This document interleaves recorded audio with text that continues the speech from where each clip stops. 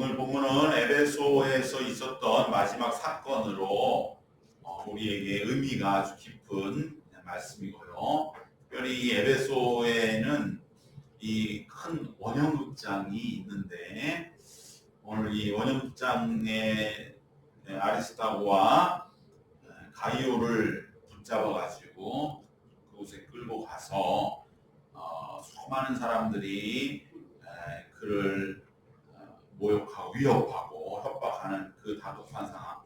오늘도 에베소에 가면 이 원형극장이 그대로 남아 있습니다.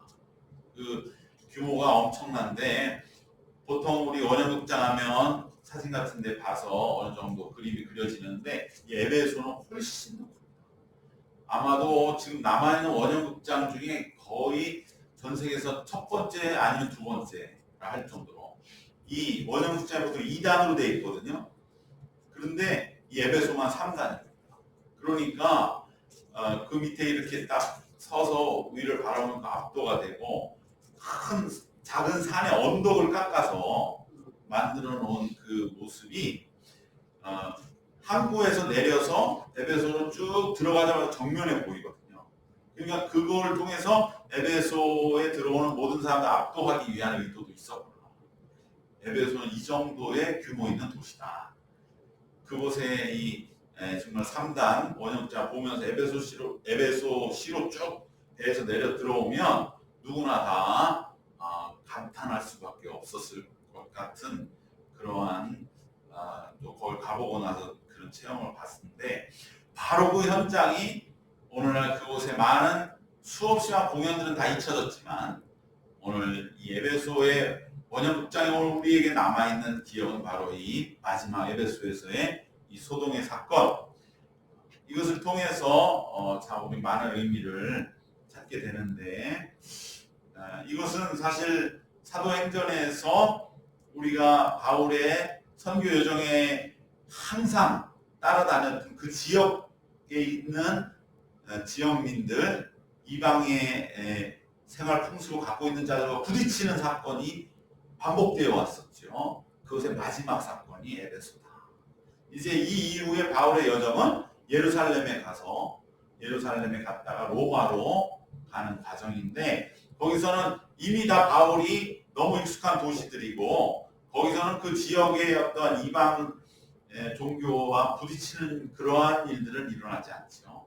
그곳에는 또 예루살렘의 유대인들이 위협을 하고 있었고 그 이후에 로마로 압송되어 가는 과정은 또 이동하는 사람들과 배 안에서 일어난 그러한 일들이었지 이제는 어느 지역에 정말 생활하고 있었던 이방 종교의 쩌드른 이들과의 충돌의 모습이 나타나는 사도 바울의 그 이제까지의 우리가 언뜻 생각해도 비시디 안디옥이나 루스드라나 이고니온 또 고린도, 빌립보 이런 지역들에서 그 지역의 이방의 생활민들과 부딪혔던 사건은 에베소가 마지막이다. 그런 면에서 최종적인 그 바울 선교에서의 그 지역과의 대결, 이것의 최종적인 결론의 말씀의 그 배경은 에베소가 그래도 마침표를 찍는 느낌으로도 적당하다.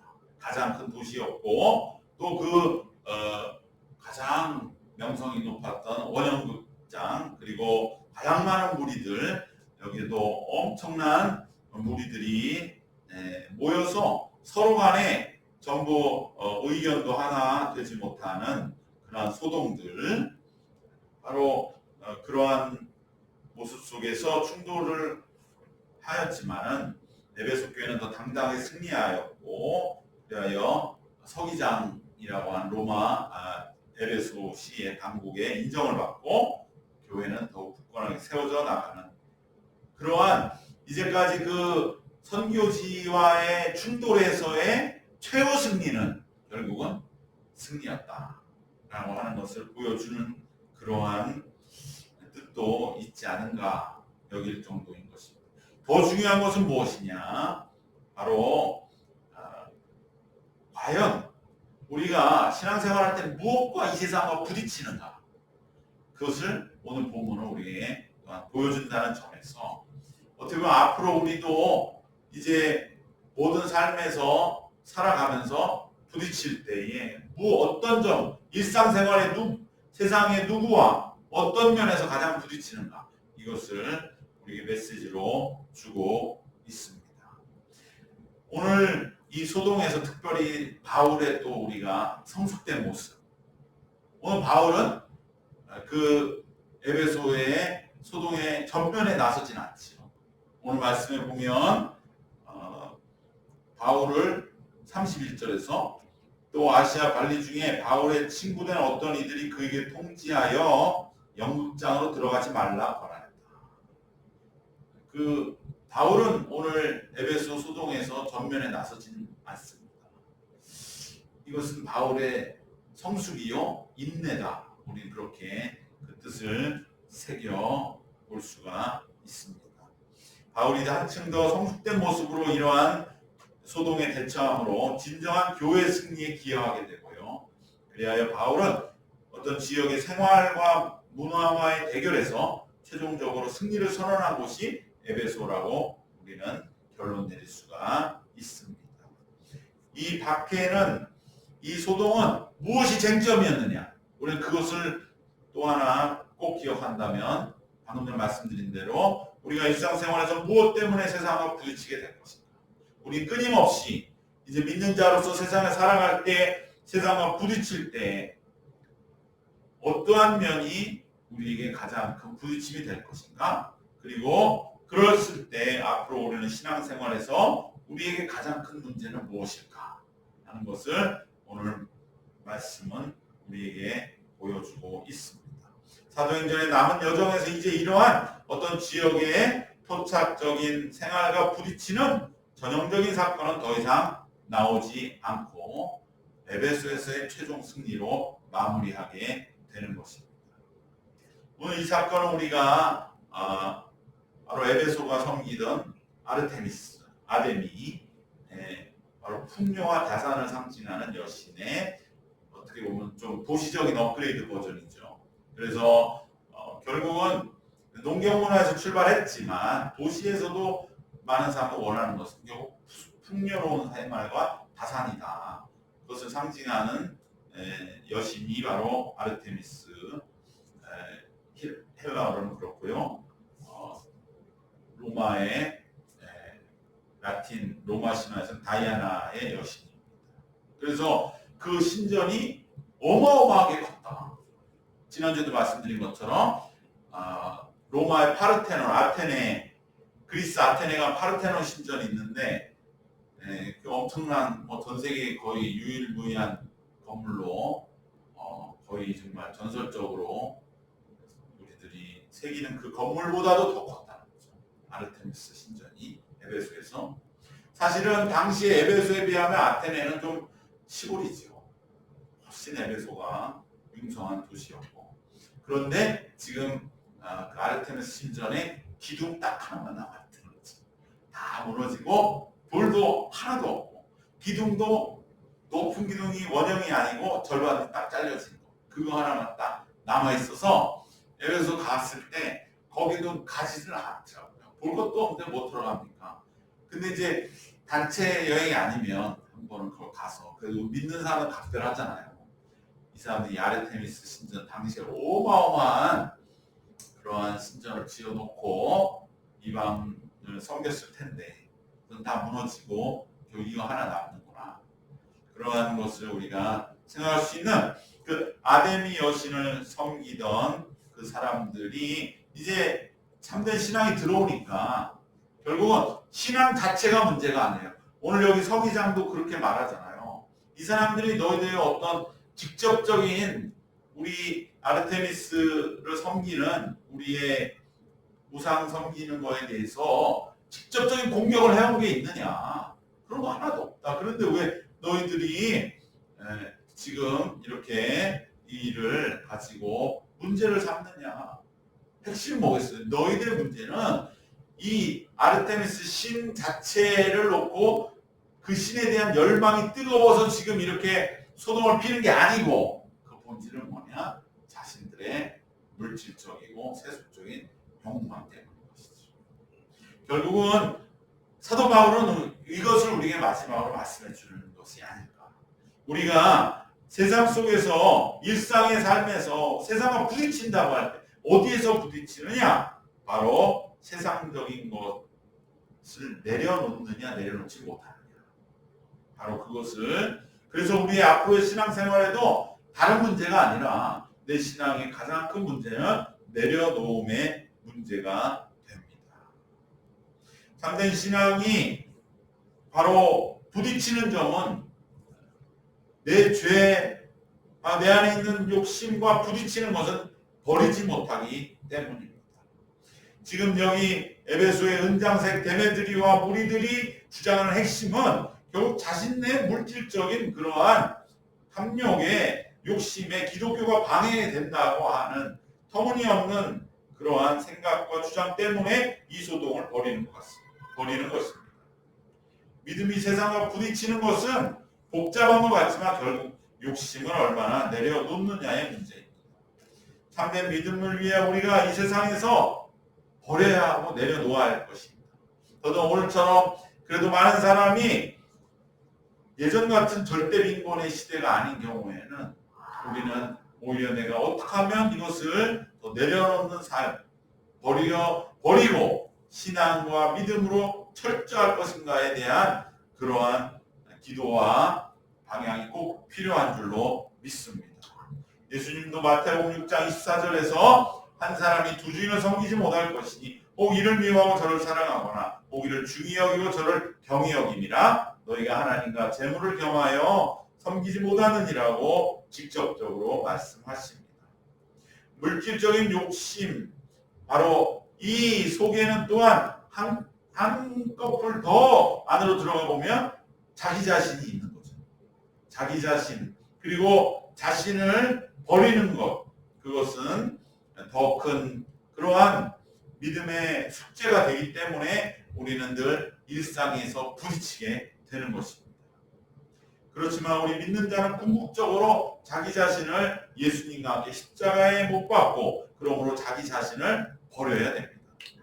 그리고 오직 주님께 모든 것을 맡기면 그러면 진정 새로운 삶이 우리에게 주어집니다. 이 믿음이 아직 체험되지 않았기 때문에 이것에 대한 확신이 없기 때문에 우리는 버리는 것에 주저하고 늘 갈등을 겪고 부딪히지만 이 믿음을 바로 넘어가면 우리에게 새로운 삶이 주어지게 될 줄로 믿습니다.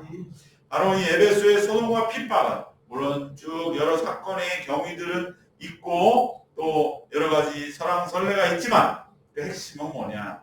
우리의 일상생활 속에서 부딪히게 되는 문제는 결국은 욕망과 또 내 자신을 내려놓는 문제가 될 것이며 그것이 복되다고 하는 것을 우리에게 경고한 것을 기억하시기를 바랍니다. 바로 이것이 본질이었던 것이죠. 사도 바울은 마지막 이제 세상과의 부딪힘을 오늘 이 말씀 속에 우리에게 보여주면서 우리는 끊임없이 세상 속에서 우리의 세상의 어떠한 마음의 욕망과 또 내 자기 자신과 갈등을 일으킬 때에 그리하여 우리 마음에 소동이 일어날 때 그것을 어떻게 하면 이겨내는가 하는 그 길을 우리에게 보여주는 것입니다. 이것은 세상적인 지혜로도 일단 문제 파악은 된다는 것을 오늘 본문의 서기장은 우리에게 보여주는 것이죠. 바로 이 서기장은 행정 책임자로서 또 그러한 어떠한 아데미의 종교적인 지도자로서 이 사람도 어느 정도 인간적인 지혜를 가지고 있어서 이 다툼의 본질을 분명하게 보았고 그래서 이것은 명분이 없다. 그러면서 또 다른 해결의 길이 있다. 지금 소동한다고 해서 될 일이 아니다. 단지 더 중요한 것은 이 은장색 너희 속에 있는 이게 문제 아니냐. 그것을 말하기 창피하니까 그저 이 사람들이 와서 우리 미풍양소해야 하고 아데미를 저렇게 끌어내리는 그래서 우리의 존엄과 자존심이 무너진다고 주장은 하나 그 안에 있는 그 이익과 분명한 속셈은 다 보는 그러한 정도의 지혜는 있었기 때문에 우리를 해산시키고 소동은 제압되고 마는 것입니다. 그러할 때 에베소 교회는 더욱더 힘을 얻고 권세 있게 이 에베소에 굳건하게 서게 됩니다. 오늘 이 말씀에 또 하나 꼭 필요한 우리 기억해야 할 것은 바울의 인내이죠. 바울이 여기에 보면 등장하지는 않잖아요. 단지 가지 마시고 지금 원형극장에 가고는 싶었죠. 바울이 이전의 바울이라면 바울이 루스트라에서도 그가 거짓말 죽은 것 같이 성 밖으로 내쳐졌어도 다시 들어갔잖아요. 그런 정도의 바울이었는데 여기서는 지금은 잠깐 그저 모습을 나타내지 않으면 좋겠습니다. 그러면서 바울을 숨기고 그럴 때 바울은 그것을 받아들이고 전체 공동체의 의견을 받아들이고 의논하면서 보다 더 전체를 위한 판단을 내립니다. 에베소 원형극장에 딱 가보면은요, 야, 바울이 여기서 한번 마지막으로 핍박자들 앞에 당당하게 외치고 스테반처럼 내가 돌에 맞아 죽어도 여한이 없다. 내가 스테반 죽였으니까 그러한 생각을 했을 수 있겠다. 그러한 정말 에베소 극장의 그 엄청난 무대가 바울이 얼마나 여기서 한번 외치고 싶었을까 그런 생각이 들긴 하지만 거기에 바울은 나타나지 않았다는 거죠. 자기의 주장보다 내가 나가야지, 내가 나가서 난 죽음을 이미 난 수없이 죽음을 넘겼던 사람 아니냐. 내가 나가서 여기서 그들의 아주 코를 납작하게 해주고 죽이든 살리든 내가 이 문제 해결할게. 그러고 싶은 마음이 굴뚝 같았을 거지만 그건 아닌 것 같습니다. 라고 하는 권고를 받아들이는 이 바울의 인내를 보면 바울도 이제 많이 바뀌었구나. 그래서 오히려 그가 에베소 극장의 모습을 나타내고 정말로 그 영혼의 골수를 찔러 쪼개는 말씀으로 외쳐 봄지게 했지만 그랬다면 이들은 이미 귀를 막은 자들이거든요. 들리지 않는 자들이에요. 귀 막은 자들은 그들 앞에 바울은 더 극심하게 대결하는 그러한 현장, 더 대결과 혼란을 원하는 소동의 주동자들의 올무에 오히려 맞았을지도 모르고 그렇게 되면서 더 어떻게 보면은 큰 혼란을 초래했을 그런 것도 있지만 그것이 어떤 게 옳다 이건 중요한 것을 말하는 것은 아니고 바울은 오히려 그들의 권고를 받아들이고 그리고 나서지 못하는 만큼 어떻게 했겠습니까? 정말 마음속에 울분을 가지고 더 맹렬하고 더 깊게 하나님께 기도했을 줄로 믿습니다. 하나님, 제가 예전 같으면 정말 저 한 줌 아무것도 아닌 무리들 앞에 내가 못 설 이유가 뭐가 있습니까? 그러나 이들의 마음을 내가 받아들여서 어두운 구조 골방에서 기도하고 이 문제를 해결하여 주시옵소서. 이러한 소동의 한층도 어떻게 보면은 지혜 있고 어떻게 보면 좀 더 한 걸음 더 떨어져서 볼 줄 아는 그러한 대처하는 바울의 원숙한 모습 이것을 통해서 우리는 또 하나의 또한 우리가 걸어가야 할 길의 지혜와 또 중요한 참고를 얻게 되는 줄로 믿습니다. 바울의 인내를 또한 기억하면서 그 결과 악은 그냥 손쉽게 무너져 버리는 것이죠. 소동한 사람들만 어색해진 것입니다. 우리가 왜 소동했는가? 우리가 그렇게 아데미를 그렇게 좋아했느냐? 단지 자신들의 마음 다 들켜버리고 그리고 오히려 부끄러운 그러한 이름만 남기게 되고 바울의 선교와 에베소 사역은 더욱더 이제는 시 당국의 확인도 공인도 받은 것이죠. 이 사람들이 너희들 직접적으로 무슨 해코지를 하느냐 그러한 확인을 얻게 되고 더 에베소의 명예와 명성을 얻게 되고 그리하여서 교회는 더욱 굳건하게 세워져 나갔던 것입니다.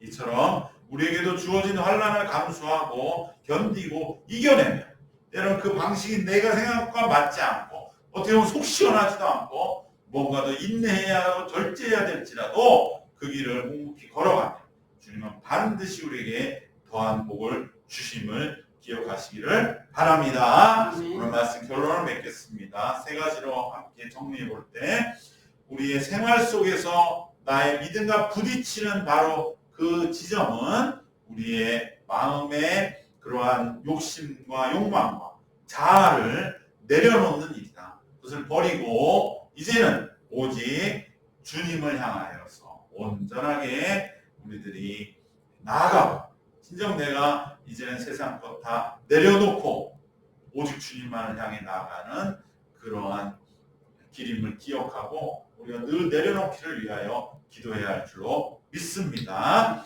두 번째는 에베소의 소동을 해결하는 이 바울의 인내, 공동체를 위해서 참고 기도하는 바울의 인내가 문제 해결을 손쉽게 조속하게 마무리되도록 잠재우는 역사를 가져왔다는 기억하면서 우리가 반드시 무슨 일을 내가 나서서 전면에 서서 해결하는 것만이 오히려 능사가 아니다라고 하는 것, 그것을 기억해야 할 줄 믿습니다. 마지막으로 악은 곧 스스로 제풀에 넘어지고 핍박을 견디는 교회는 더 굳건하게 세워지고 부흥되는 복을 얻게 됨을 기억하시고 오늘 우리들 교회도 이러한 에베소 교회와 같이 더 굳건하게 세워져 하나님의 전이 되기를 위해 기도하는 우리 모두 되시기를 주님의 이름으로 축원합니다. 기도하겠습니다.